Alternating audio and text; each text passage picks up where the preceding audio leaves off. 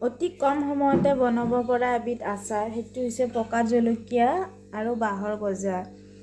বাঁহৰ গজাখিনি আধা ঘণ্টামান হ'ল নিমখৰ সৈতে সানি থৈছোঁ। মই কমু নিমখত আধা ঘণ্টামান থৈ দিছিলোঁ। এতিয়া এই জলকীয়াখিনি সৰু সৰু কৰি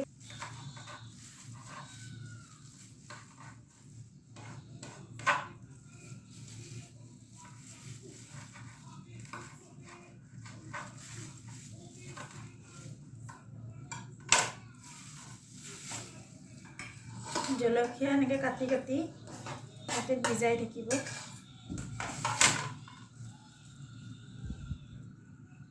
আফটাৰ কাটিং জলকীয়া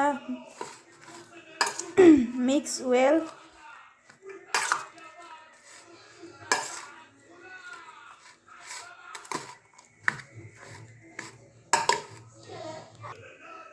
এড চাম ভিনেগাৰ।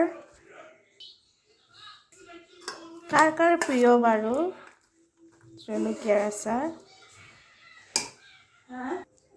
আপোনালোকে চাব পাৰে মই ধুনীয়া কৰি বটলত সোমালোঁ। এতিয়া এনেকৈ তেল দিম যিখিনি লাগে।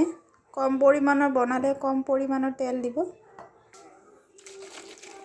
আচাৰত যিমান বেছি তেল দিব সিমান টেষ্ট হ'ব। আৰু এতিয়া মই